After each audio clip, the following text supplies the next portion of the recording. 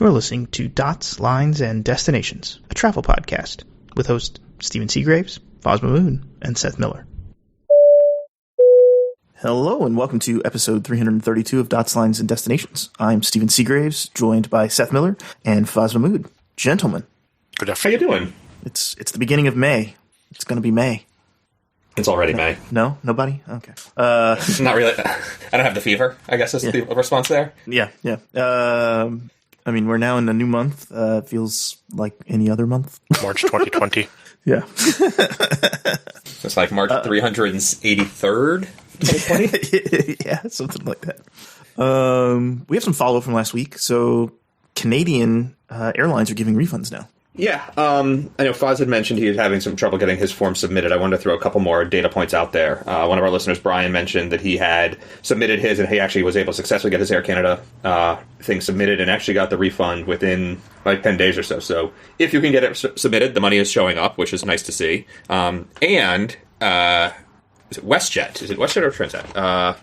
Transat has signed a deal with the Canadian government to get the necessary loan/payment, whatever. It's a funding agreement. So the Canadian government is also now bailing out Transat refunds, much like the Air Canada ones. So for folks who are pending with Air Transat monies that were tied up in vouchers, airtransat.com/refunds is where you want to be. Have you had any other luck, Foz?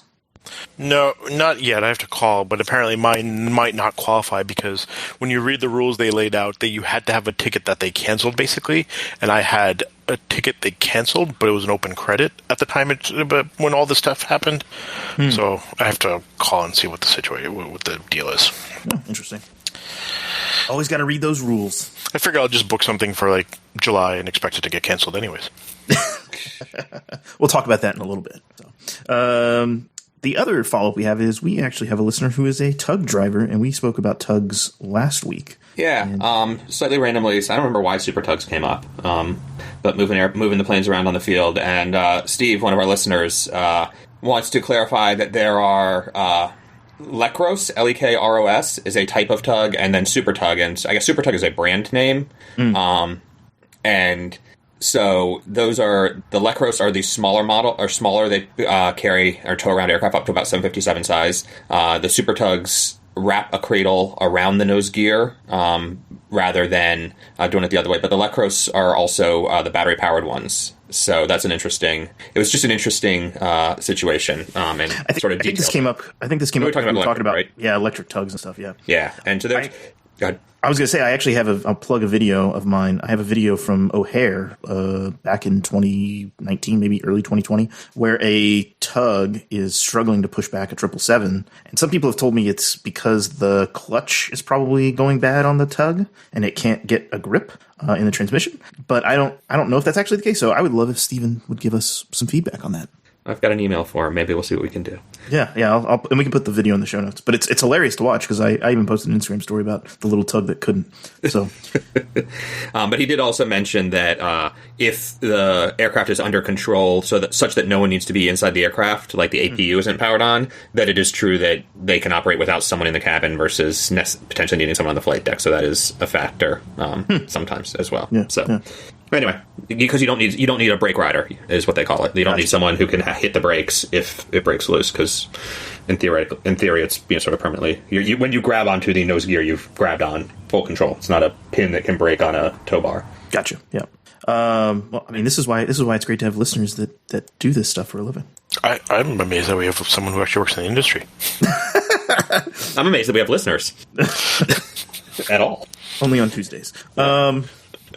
So, I mean, yeah. I actually had a conversation with someone on Twitter, not a listener, but we've talked about him before. He's the gentleman who ferries planes all over. Oh, yeah.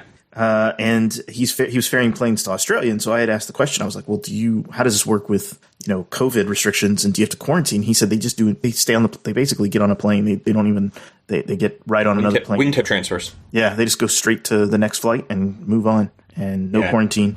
He's Steve is his name, right? JTT yeah. Steve. Yep. Yeah, he's done that in a couple countries where they do a wing trip transfer. They get close enough into a place that doesn't have ultra strict requirements or whatever, and then basically private jet in or out transfer across the apron, and it's, exceptions being made for special circumstances because these planes have to move between the countries, and there's a lot of paperwork involved, I assume. But yeah, they'll fly in and and they set it up so that wherever they're coming to or from, the private jet pilot can also do the round trip and whatever, and the flight times all work. But yeah, it's pretty cool. I mean, the logistics around moving planes right now during COVID is pretty crazy.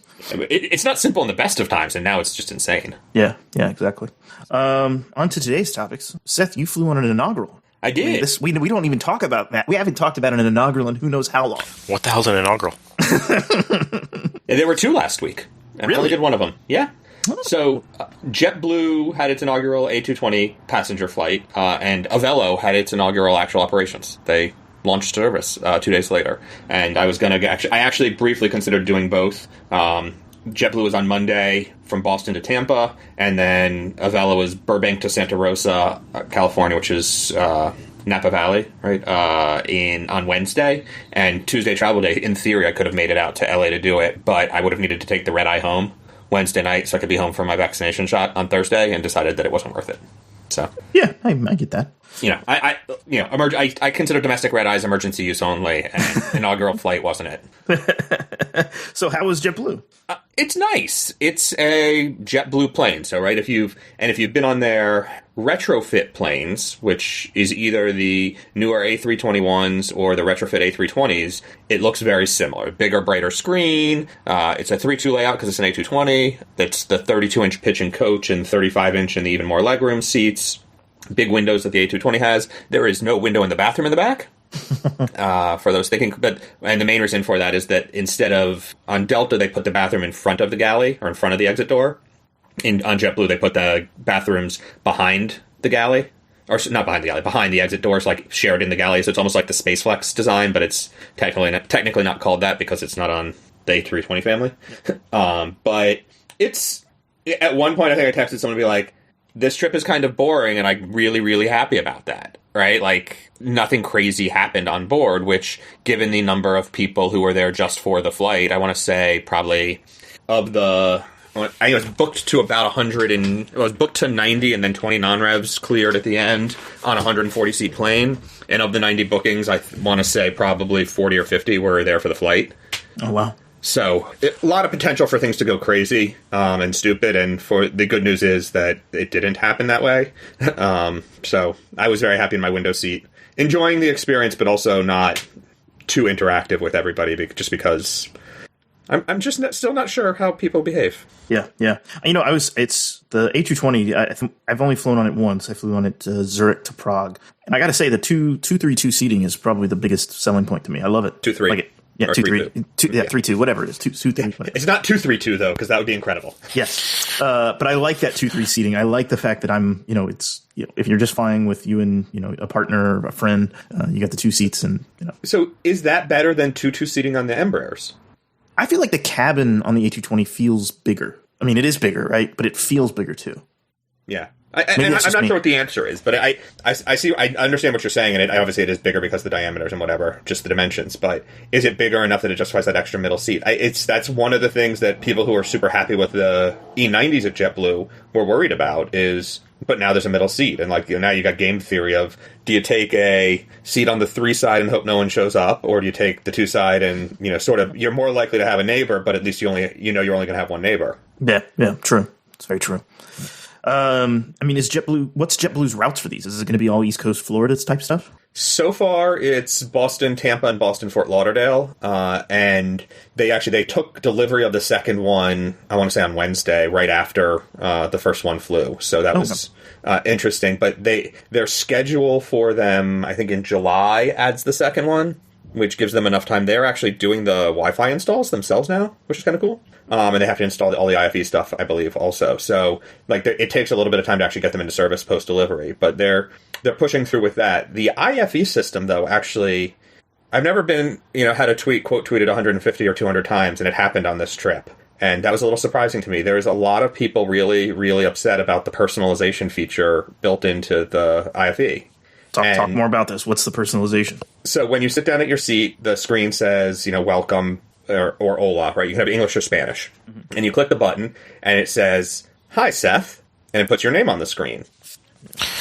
And if it's an unassigned seat or they don't have the right information, it just says, like, hi, seat number, fine. But I took a picture of one of the other passengers who genuinely seemed happy about this being there. She was an older woman, but she was like, oh, this is cute, and stopped to take a photo of it herself. Like, she started to tap through it, and was like, wait, and actually got her phone out to take a picture of it herself, which is why it was on the screen long enough for me to get a picture of her doing it. Mm-hmm. But there's a whole lot of people that I will say rightfully note that there's a privacy issue here, right? If you're any number of different categories of people where your name isn't your real name, or whatever, your legal name isn't the name you go by, or isn't something that you like having particularly shared about, or isn't the name, whatever, there's a lot of good reasons for that not to be public information, from the creepy seatmate next to you, to name changes in progress that haven't been fully effected legally yet, to whatever else. And I get all those things. It's something I don't think about very often, but I get all those things and think it's very real concerns. And then there's the other factor, which is, like, okay, so if I say, yes, this is Seth, it says, please give me your last name and your date of birth to confirm it's really you, and that you agree to our privacy policy, which clearly no one is actually going to review on the IFE screen. And then who knows what the hell they're doing with whatever data they collected, but I'm pretty sure they're selling it. So, like, how is that good for me as a passenger? And what I spent some time on Twitter trying to come up with, like, use cases with other people of why would I as a consumer want this to happen? And certainly, I guess knowing about it is better than them just doing it anyways, which they could, right? They could assume that I don't switch seats and the noise within the data will be small enough, infrequent enough that it's probably good enough.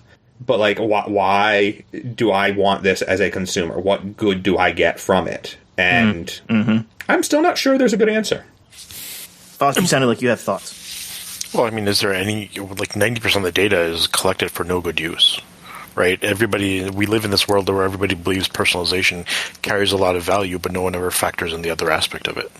And, like, so I sort of get if you're, right, Amazon does a decent job with personalization, right? It's gotten worse, I would say, of late. And I'll be honest, I haven't used Amazon for shopping in probably a year now. But it had gotten pretty bad because they were taking a different approach to what they were marketing, where they weren't giving you what you were looking for, they were giving you what they wanted to sell as results. But there was some effort being done there that sort of worked. Netflix sort of does better at recommending, like, the next movie to watch.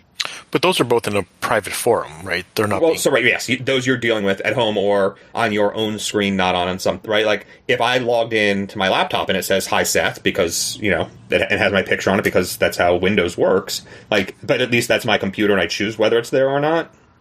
So, but again, like, even on the plane, would I be happy that is it worth it for me to get better movie recommendations on a plane? I don't know. Like, the one use case I came up with was, like, if I'm on a connecting flight and I land and I'm halfway through a movie, when I sit down on the next plane, it could say, "Hi, Seth, do you want to resume watching that movie?"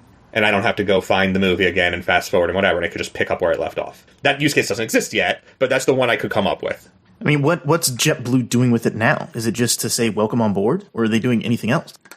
As best I can tell, it is just welcome on board. Right, they also have historically, if you want to use FlyFi, which is free, it's their Wi-Fi service, you can log in to your TrueBlue account, and they were using that basically as a way to try to get people to sign up for TrueBlue, among other things, right? So if you logged into your account and then went and shopped on Amazon, they would give you points for your shopping as, like, an affiliate click-through link. For a long time, they actually offered it on the ground also, but that evaporated pretty quickly, so it's only available in the air now. But that's like, they're collecting some data about you, so presumably this is additional information that they can tie into that, but, like, what can they collect about me? They know that I sat in a window seat, they know I flew to Boston to Tampa, and they knew what movie I watched. Yeah, but over time, that's valuable data. Crazy Rich Asians, for those of you curious about. Yeah, but don't they know that stuff anyway, Foz? They knew two of the three already. Not the movie part, right? The movie starts defining a personality. True. And at some point, if they start ordering through the screen, then they'll also know what you like to consume.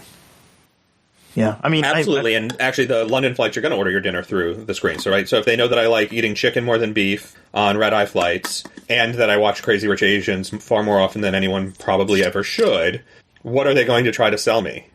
Tickets to Singapore? in a satay cook at home kit? I don't know. Right? Like, and so I get it, right? That's the holy grail of, like, targeted marketing. If we know exactly what you're going to buy, and so instead of guessing, and getting like a 3% success rate will actually know and get a 30 or 60% success rate and higher margins, blah, blah, blah. I get all of that from the advertising perspective. I just don't think anyone can actually deliver on it now. And in the meantime, as you said, you said 90% Foz. I think the number might even be higher than that. Like we're giving up, and or the airlines are trying to collect massive more amounts of data that's not going to deliver on that, and I struggle to think it's worth it. But the data is probably not so valuable to the airline directly. It is probably valuable to the people they are selling it to. All the more reason I would like to at least get paid for that, right? So what value do I get from that? Is like the fares are cheaper, fine, but not really. Yeah, but think about it, right? It goes much further, right? When you log into Fly-Fi or something, right? Your phone is presumably nearby. If they have a Bluetooth beacon, they can see which device is likely yours, and after a few flights, they can establish that this is your phone. Then once they've got the device identifier from that, every app you have installed will be able to figure out where you've been. If you walk up a street in New York, they'll be able to map all of your footsteps, right? This is stuff that's already happening. And now they also take all that data, and now they've overlaid your travel patterns and your consumption habits. Yeah, and that location data is usually sold on by the carrier. Yeah. Not even. It's in the Bluetooth stuff is all the beacons that Google's collecting on all those free kiosks. Well, not all the carriers sell that data, but some of them do. But the Bluetooth is one of the most dangerous things to keep on your phone because there's beacons in every store you walk into that will figure out that you're standing in front of the Tylenol aisle deciding what to buy. And over time, the goal is to start targeting the competitors' products for you. But isn't this this is part of the reason Apple's starting to anonymize some of that data to where it can't, there's no identifier on it. And they were rotating MAC addresses also at one point. Yeah. That's part of the reason some of that stuff's coming. Is it enough? It's probably too late. The very fact that Apple took away turn off the discovery of a Bluetooth device shows that they're in it. Mm-hmm. Right? In the early versions of iOS and the early versions of Android, you could say only make it discoverable for 30 seconds. They took that away. They've not put it back for years. That pretty much says that they are part of that. They need to feed that marketing ecosystem. They say all this stuff about privacy, and they do a few things here and there, but at the end of the day, they don't do enough. One thing I was thinking about, Seth, was that I think would be a cool, little implementation for this on the plane, at least, is if they know who you are, right? And you're sitting and you confirm you're Seth and you're sitting in this seat. And I know you have a connection, and you're not familiar with Boston Airport because I know you don't fly through there a lot, showing you where your next gate is. It's going to be a 10-minute walk. Here's the restaurants in between before you get off the plane. I think that's cool. That would be. And so that's getting more towards a good use case as well. There is a here's connections option. Interestingly, it showed all the JetBlue departures and American departures at the next airport, so they're clearly playing into that partnership a little more. But when I clicked the connections button on the screen, it just gave me all the JetBlue and American departures from Tampa because I was flying to Tampa. So, but yes, right, and in the app there actually is an option for this is your next flight, this is how to walk there, these are food options you can order, and it depends on the airport how much of that is integrated, and different airlines are doing different levels of that. United does that. United has some of it, and I think United is also using. It used to be called Grab. I think it's called Divvy now. Or maybe for the ordering, and I actually know the guys behind that company. It's really pretty slick tech, and a great product. So I'm a big fan of that level of usage, but that's based on information that you would expect the companies to know about you. It's what I keep thinking back to is this is probably more than a decade ago now.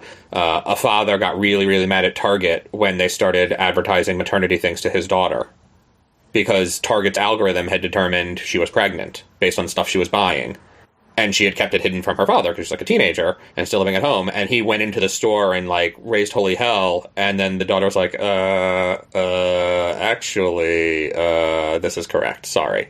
So right, it comes down to the factor of, are these things that the company should know about me, or are they things where it's crossed that creepy line? Why do they know this? Or should, whether it's true or not, should they know it and why? And that's where it becomes challenging. Well, I think what the airlines need to do, and not just airlines, every business, they should give you the ability of what you allow them to do with that data. And rather than a default on, it's a default off. Opt in rather than opt in. Right, but that breaks all the marketing algorithms, which is funding. This is all a shell game around marketing dollars. Is the problem, and the whole reason that they don't want to do opt in is because it breaks that, and you then have to get people to opt in. Let's talk about another story. Sun Country, new routes. It's not just that they're launching new routes; it's that they're trying to skip Minneapolis more and more. Yeah. So where are the new routes? Let's tell us what.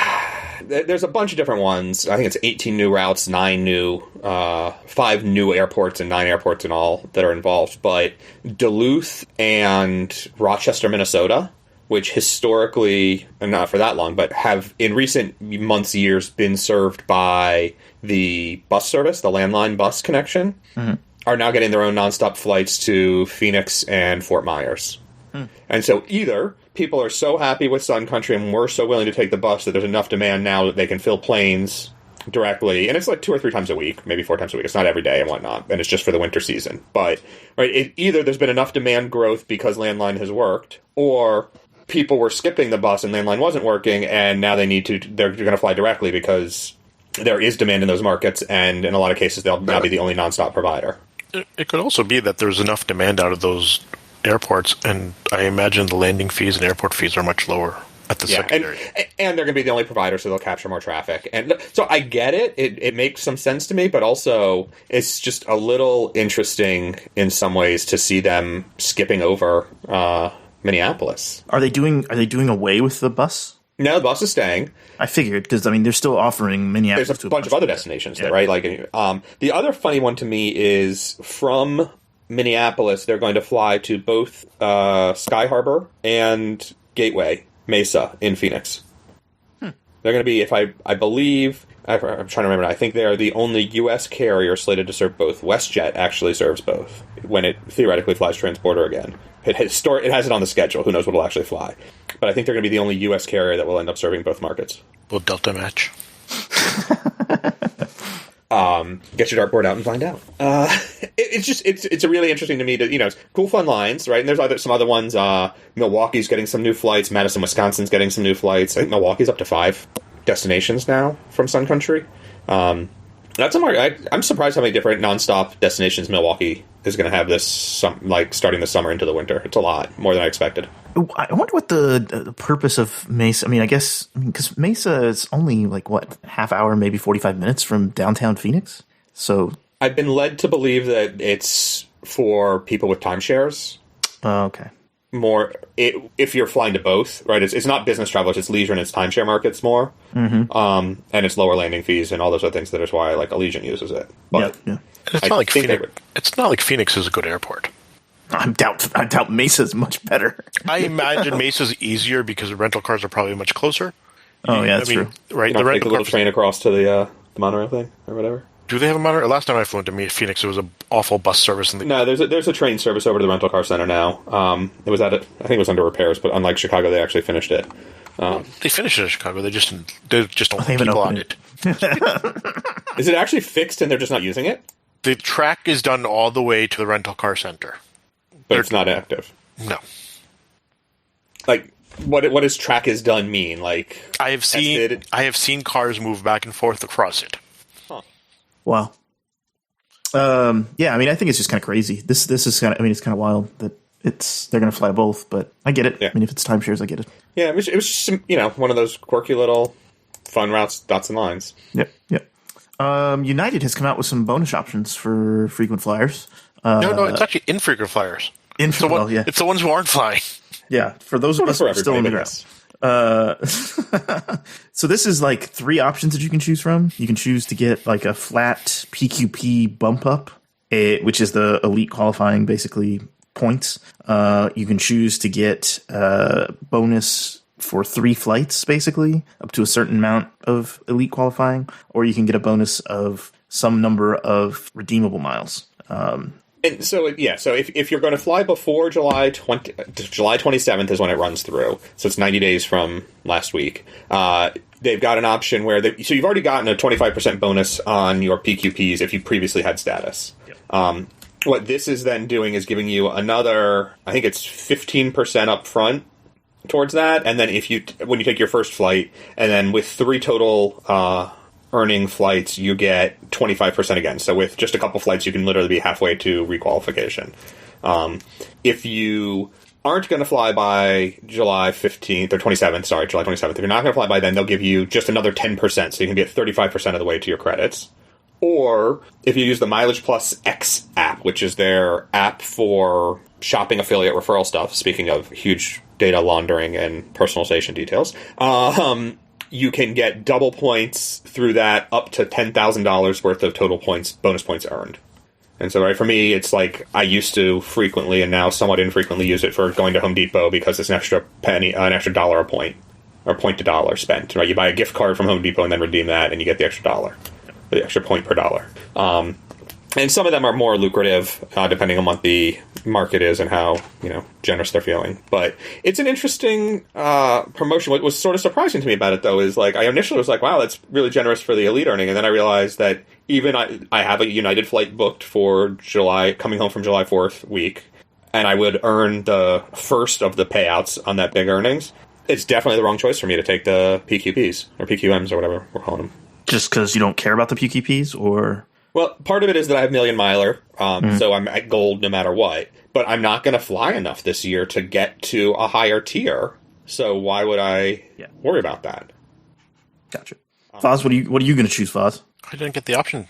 You haven't gotten it? No. You should. Did you try to go to the link and see if you're targeted or not targeted? I haven't done that yet. But it doesn't show up in my promotions thing. Oh, I got an email and I just went to the website and it gave me the options. You've probably flown United too much. That's exactly why I said infrequent for flyer. I got it. I don't know which one I'm going to do. I'll probably do the one that gives more bonuses for more flights or whatever. I hate the fact that they make the user kind of do calculus to figure out which one's better for them. I don't know. It's fine. I'll probably do the one that's elite qualifying more than anything. So.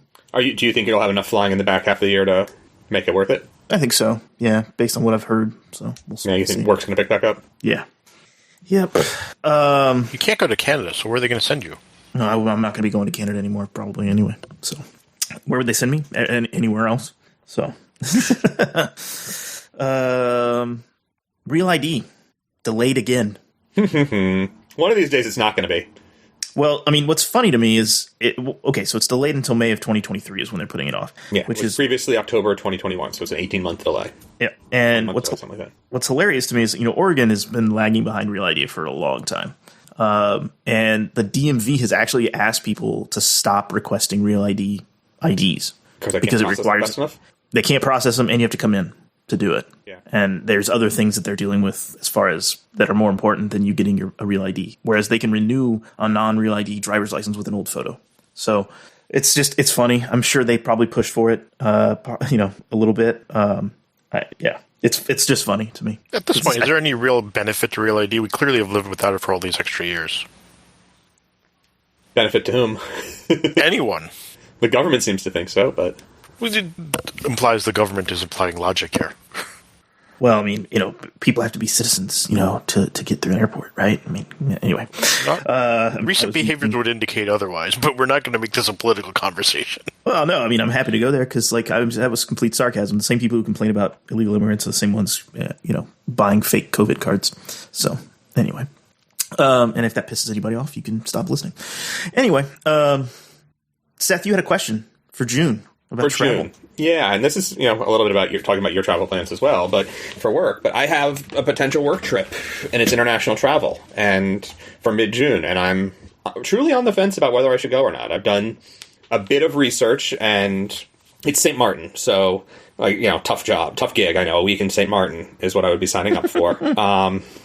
But I'm still not sure I should go, and most of the stuff looks pretty good. I'm assuming I will still need a test to come home even though I'm fully vaccinated. I will probably need a test to go there, even though I'm fully vaccinated. Both countries still require those for inbound arrivals. I can get the test here. It has to be within 5 days for the outbound and within 3 days for the return. The hotel in St. Martin has testing 4 days a week in the lobby. So if I do a Thursday test, I'll have the results by Saturday morning, and I can fly home Saturday afternoon on the nonstop flight. So I sort of keep looking through the options, and logistically, I certainly can make it work. I've looked a little bit at the sort of testing environment or the vaccination environment on the island, and sort of doses delivered versus number of people who live there and things like that. It's not perfect by any stretch, and it's not like Saba, which is next door, where they've got 85% of the adults already vaccinated. I'd have zero trouble going there, given that, and I was actually looking, maybe I should, spend a couple days there instead, but to do that, because they're different countries, I need a whole extra set of tests. Wow. Because I'm departing one country and entering another one, and they want the test and the timing and all of them wouldn't line up anymore. Like, my test to get into Saba on Saturday wouldn't still be valid on Monday by the time I got back to St. Martin. So it's some weird little things like that make, my normal travel style a little harder. But, it comes back to our oft discussed, what would you take to, what would it make sense for you to think it's safe to have more leisure-ish oriented travel? And it is work, but this one is more discretionary work than some of my other trips have been so far this year. And so I clearly want to do it. I'm just still not sure it's right. And it's for a week? Yeah. 3 days of conference. I could shrink it down to, a 4 or 5 day trip. It's hard because their flights are basically only in and out, the flight times make it tough. And I either can take a 6 a.m. flight out of Boston, and connect somewhere, I can overnight somewhere en route, or I can fly 2 days earlier where there's a nonstop that's at a normal time. So what's your concerns? Is it safety of others, safety for yourself, all of the above, or just general, lack of fun because you got to wear a mask all the time? And more. I'm not going to be wearing a mask on the beach. Those tan lines would just not be sexy. Also, we've learned enough at this point that I don't expect the beaches to be crowded, and B, we've learned enough that outdoor. Yep, I agree with that. I'm just talking about just like generally in the hotel and stuff like that. But no, in the hotel, I'm going to be in a conference room for 3 days, right? So like I'm going to be wearing a mask that whole time. I'm fully vaccinated, and most of the other people there, I assume, will be at least partially vaccinated. But I think it's both from a sort of stress, anxiety level and from a responsibility level, I think it's still appropriate to remain masked at this point.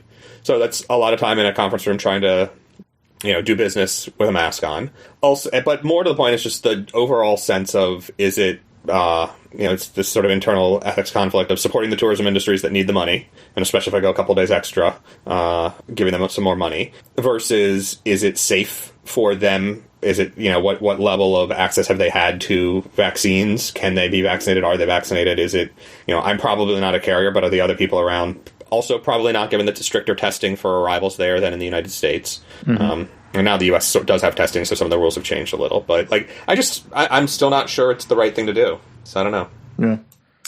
I'm leaning towards going, but it's... Go ahead, Foz. You were going to say something. I'm just of the opinion that we don't know how quickly things can change, so being out of the country is a risky proposition. Agreed. And St. Martin's not too bad because you could get back reasonably quickly if you can get a flight, but the further you go, the more risk you have of not being able to get back. Yeah, and I will say, even with India's challenges lately, the U.S. government, it's took a week to just 2 weeks to decide, okay, we're going to finally close things down, and then even left a few days open. But that doesn't mean, when they made the change, I'm sure that the few seats that were available filled up very quickly, right? So I'm not sure I would be able to necessarily get out immediately on the next available flight, or on the next flight, right? Getting an available seat would be hard, but I also would like to think that if things start to go pear-shaped, I wouldn't go. Like before you see it coming type thing. Yeah, I think I'd like to think I would see it coming a week out, right? I don't think there's going to suddenly be a sufficient flare-up during the week that I'm there that the U.S. government's going to lock it down and say, oh, wait, never mind, no St. Martin arrivals. Yeah. Yeah, I'm with you. Just to give you my scenario, I'm looking at, United starting up the Dubrovnik flight, and I'm looking at August to go to Croatia, and again, spend the time on the beach. Not a work trip, just for fun. And it would require the testing coming back based on the EU rules. I don't think it requires the testing going. And we'll just have to see what the EU does as far as that. But so I don't know. I'm kind of on the fence. It's one of those things where I would actually buy travel insurance, just in case. But yeah, I'm in the same boat. And historically I've had an annual travel insurance policy. Mm-hmm. St. Martin requires a COVID specific travel insurance plan. As part of their entry, you have to get a entry authorization and upload your testing results and all that stuff. So, I would do all that, and I would probably, historically, my annual insurance hasn't been that expensive. I did let it lapse, but I would re-up it and just start going again. But, I don't know. I'm not sure. Right, insurance is great, but they're not gonna pay for me to have a hotel there for a month if I can't get back to the United States. True. But that's an unreasonable risk definition. That's just not going to happen, and I know that. Get on a boat, sail back. Your 2 weeks will pass. Yeah, I mean, I'm with you, Seth. I don't know the answer. I'd probably, if it was me, I'd probably do it at this point. Like, I think where we're at as far as vaccinations, where they'll be by June, you don't know. You know, like if you look at the rates, you know, will they be more vaccinated? Hopefully. Yeah. One of the interesting things I saw there was because they're a Dutch protectorate, or of sorts. I don't remember the exact legal structure, but it's part of Europe. They were asking more citizens to sign up for appointments so they could demonstrate that they needed more vaccine shipped in. So that was an interesting, like, they have to show that they need it for it to show up. Yeah.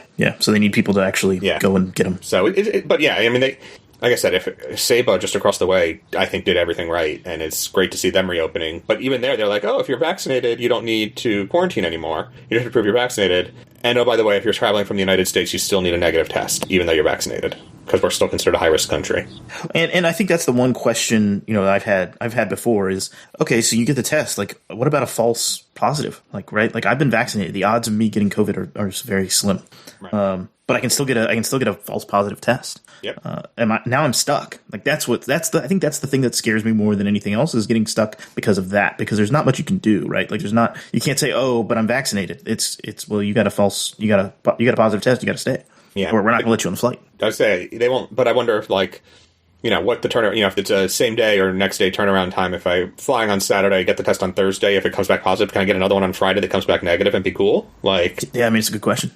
I just know what that rule is. Yeah, exactly. 2 out of 3, right? Let's do it again. Do it again. No way, stop. So anyway, I am, both because it's a good conference historically and because it's St. Martin and because I think it's getting to the point where it's more reasonable, I'm leaning towards going, but it's just still something it isn't as easy a decision as historically it has been for me. Yeah. I mean, I'd like to hear what our listeners think about either trip. So give us some feedback, folks. Last topic, booking windows. What is this about? This isn't about window seats. No, but you should be booking those. Unless it's a window seat with no window. Yeah, I did that far more than I'd like to admit, which is like more than once, but still annoys me. IATA released some data last week talking about advanced booking window. So how many days prior to departure passengers are actually booking their flights. And they did for April 2021 compared to April 2019. And it was interesting to me. They showed worldwide. It's only for domestic data. They have worldwide domestic flights and then China and the U.S. broken out separately. And I was intrigued that both in China and the U.S., the number of bookings 0 to 3 days out has increased by about 3%. But it's still lower than I thought it would be.